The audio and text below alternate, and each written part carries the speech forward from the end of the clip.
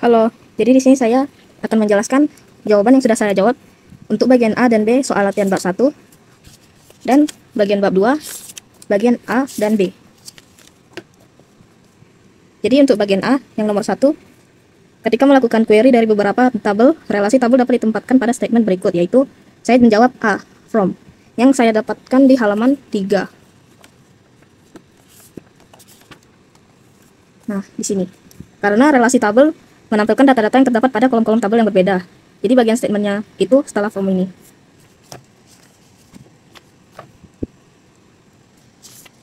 Dan untuk nomor 2, di sini dikatakan ketika Anda menampilkan data dari 3 buah tabel, statement berikut yang tepat adalah, di sini saya jawab D, karena di halaman 10 memberikan jawaban yang sama seperti yang saya jawab di sini. Di sini. Dimana where o.caseID sama dengan c.caseID and o.mid sama dengan e.mid.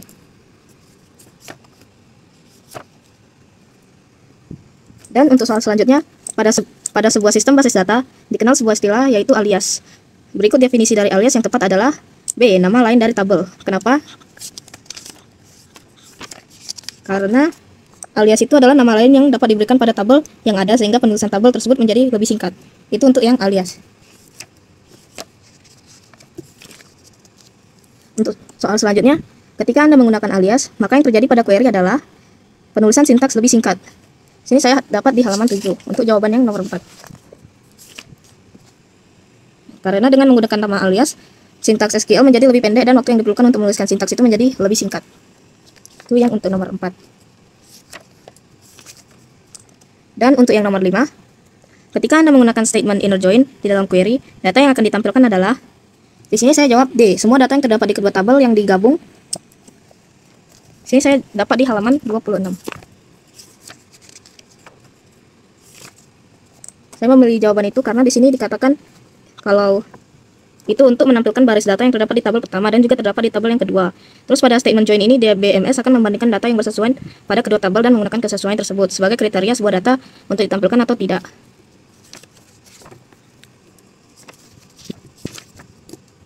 Lalu untuk yang nomor selanjutnya,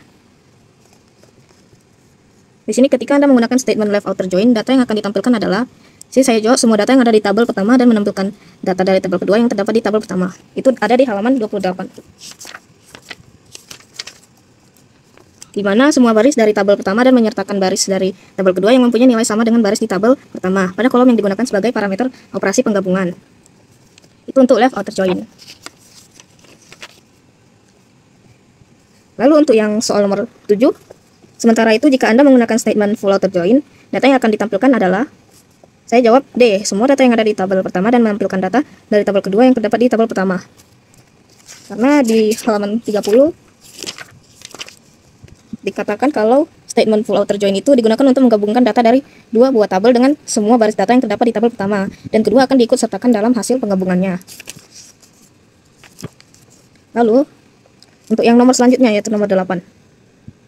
Berikut adalah pernyataan yang tepat tentang operasi union, kecuali ditanya kecuali ya. Jadi di sini saya jawab B, termasuk operasi cross join. Karena cross join itu untuk mengalihkan. Terus selebihnya itu tentang operasi union yang saya dapat di halaman 32 dan 33.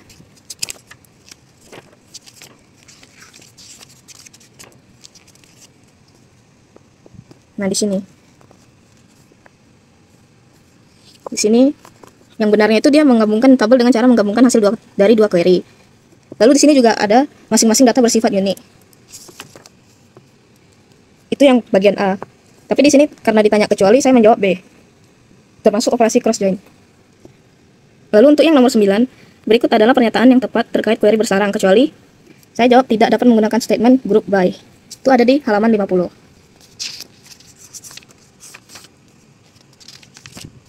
Nah, di sini dia menggunakan statement group by dalam sebuah subquery tabel satu kolom.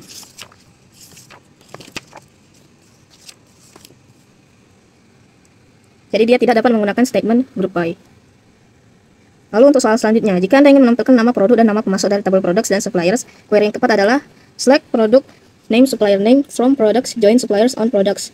Supplier ID sama dengan suppliers.supplier ID. Itu akan menampilkan nama produk dan nama pemasok dari tabel products dan supplier. jika query-nya yang tepat itu seperti ini. Lalu untuk yang bagian SI, bagian B. Oke, jadi untuk yang SI,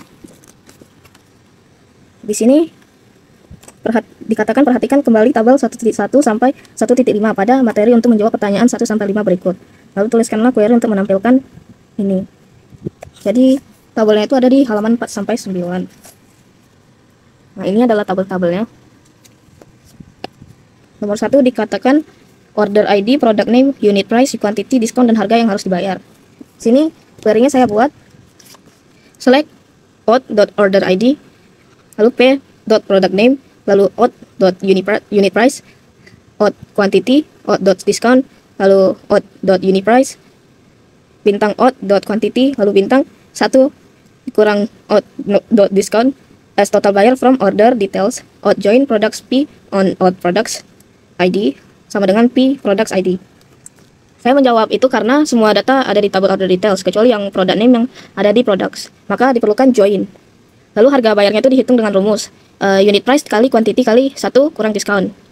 Lalu untuk yang selanjutnya yang nomor 2, order ID, order date, nama pegawai, contact name, product name, dan quantity. Sini query-nya saya buat select out.order ID, out.order data, order date, c.contact name, p.product name, p.product name, out quantity from orders, o join customers, c on cus ID, lalu c.customers ID, join order details, out on order ID sama dengan out.order ID, join products P on out.product ID sama dengan P.products ID. Oke, jadi saya jawab itu karena yang dibutuhkan itu data dari 4 tabel, orders, order ID, order date, lalu di customers, contact name, lalu order details itu quantity, product name-nya juga.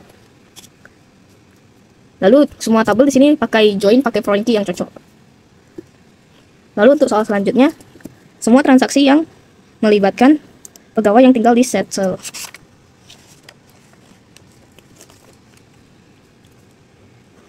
Oke, jadi sini saya jawab select o.order ID, o.order date, e.first name, ECT from orders, o join employees, e on o.emp ID, where e.ct sama dengan settle. Oke, jadi di sini data pegawainya ada di tabel employees, lalu difilter dengan where e.ct settle. Lalu gabung dengan tabel orders karena transaksinya itu ada di situ. Lalu untuk soal selanjutnya,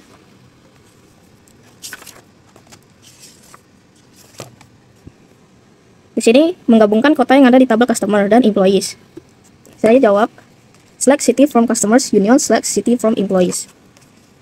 Karena union itu untuk ambil data dari kota, 2 tabel sekaligus tanpa duplikat itu. Karena kolomnya sama city, jadi cukup select city dan dana sampai employees ini. Lalu untuk yang nomor 5, nilai transaksi untuk masing-masing produk dari yang tertinggi ke terendah. Jadi saya buat seperti ini, select p.product name sum out.unit price kali bintang out.quantity bintang 1 kurang out.discount lalu as total transaksi from order details out join products, lalu P on out.products sama dengan P.products ID, group by P.product name, order by total transaksi, lalu desk. Karena hitung total transaksi per produknya itu pakai sum, lalu unit price kali quantity kali 1 kurang diskon. Lalu dikelompokkan per produk pakai group by. Lalu diurutkannya itu dengan ini order by, lalu desk. Ini desk.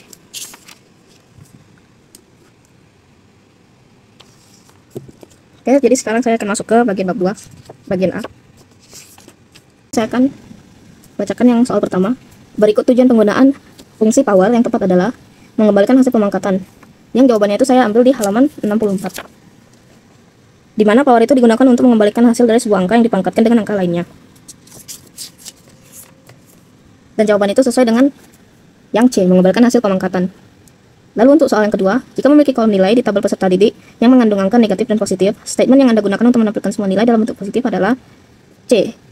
Select out nilai from peserta didik. Karena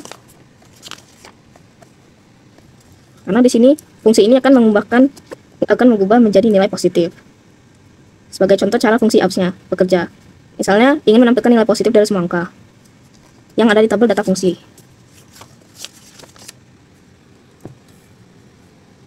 Jadi jawaban yang tepat adalah C, karena sesuai dengan yang materi tadi. Lalu untuk soal selanjutnya, berikut tujuan dari penerapan fungsi SQRT adalah mengembalikan akar kuadrat. Jawabannya saya ambil di halaman 65. Di sini karena SQRT itu digunakan untuk mengembalikan akar kuadrat. Lalu fungsinya itu sangat berguna dalam berbagai operasi matematika.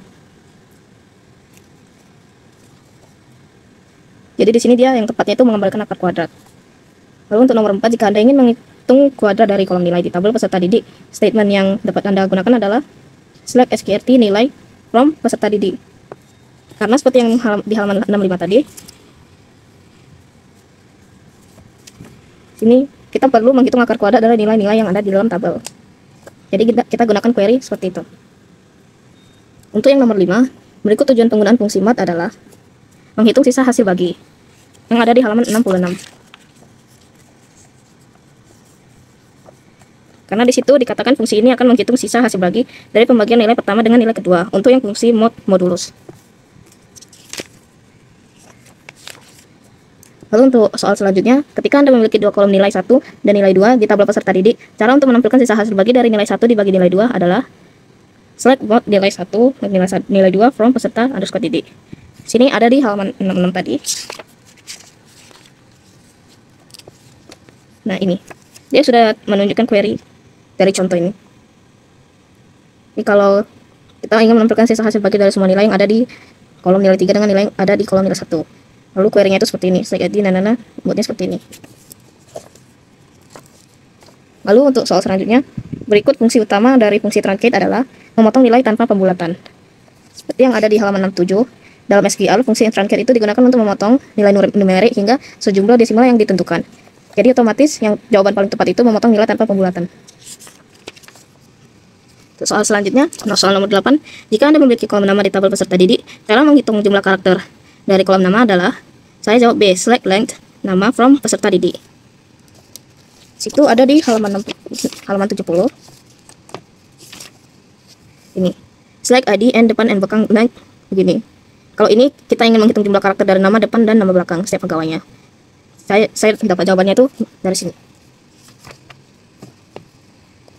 Lalu untuk soal berikutnya yaitu nomor 9, berikut sintaks yang dapat Anda gunakan untuk menampilkan tanggal saat ini adalah B, select current date from dual. Kenapa? Karena di halaman 76 di sini fungsi current date itu mengembalikan nilai tanggal saat ini tanpa komponen waktu. Jadi yang tepat itu B. Lalu untuk yang nomor 10, Anda memiliki kolom tanggal lahir di tabel peserta didik. Bagaimana cara menampilkan tanggal lahir dalam format DDMMYY? Ini date month year. Select date, format tanggal lahir, lalu from peserta didik. Sini saya adalah di halaman 77 tadi. Nah, di sini untuk menampilkan itu kita bisa masukkan ini. Seperti yang dicontohkan ini dalam bentuk query. Menggunakan seperti ini. Persen D kurang persen M kurang persen Y. Lalu untuk yang bagian B, jawabannya ada di buku tulis juga. Seperti yang di bab 1 tadi. Di sini saya untuk yang soal pertama dapat di halaman 71. Untuk soalnya bagaimana cara mengubah semua karakter dalam kolom nama menjadi huruf besar. Berikan contoh query-nya. Di sini saya buat cara mengubahnya itu dengan cara menggunakan fungsi upper untuk membuat kolom nama menjadi huruf besar. Contohnya itu select upper, nama as from pegawai. Mengubah karakter itu ada di halaman 71. Jadi kita dapat lihat cara fungsi upper mengubah karakter dari masing-masing data yang ada di kolom n depan dan n belakang menjadi huruf besar dan huruf kecil.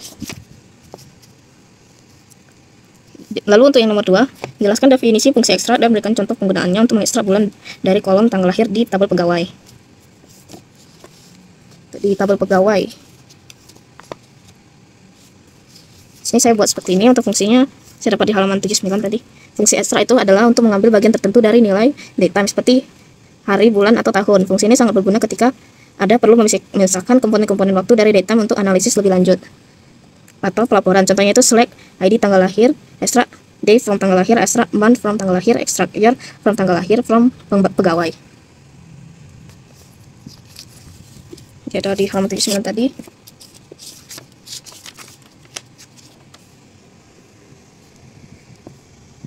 Di Di sini fungsi extra itu digunakan untuk mengambilkan bagian tertentu dari nilai datetime seperti hari, bulan, atau tahun. Fungsi ini sangat berguna ketika Anda perlu memisahkan komponen-komponen waktu dari datetime untuk analisis lebih lanjut atau pelaporan. Lalu contohnya itu seperti ini, sesuai dengan saya jawab di buku tulis.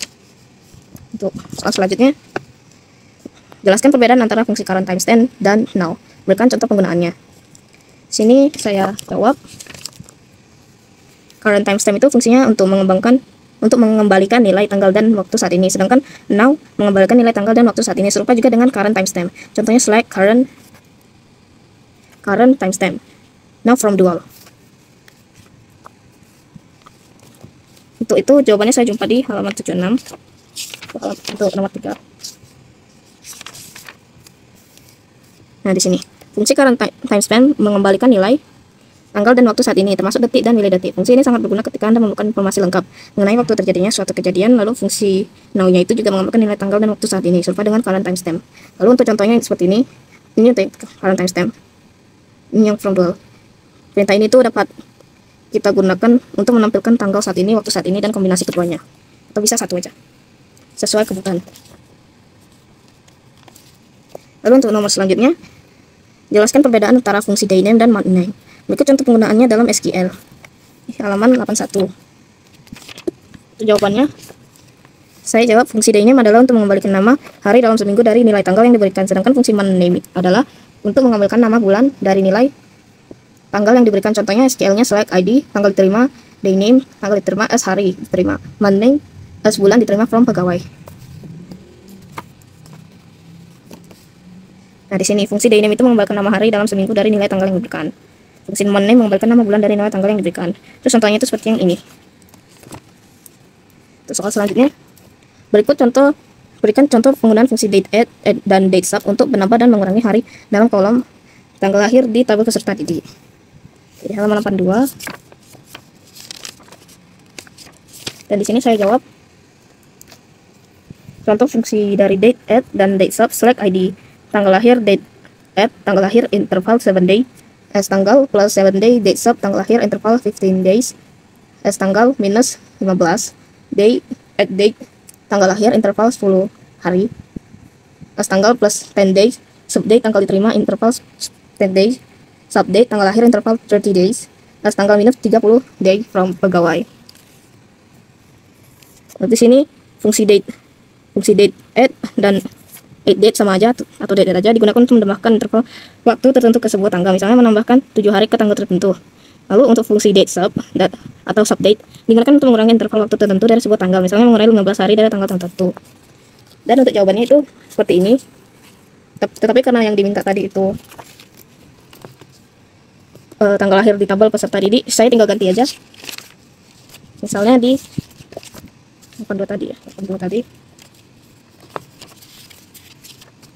Saya tinggal ganti misalnya from pegawai jadi peserta didik.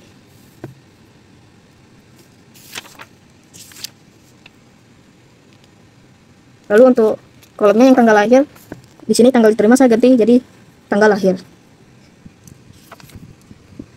Jadi sekian penjelasan jawaban dari bab 1 dan bab 2 latihan soalnya. Terima kasih.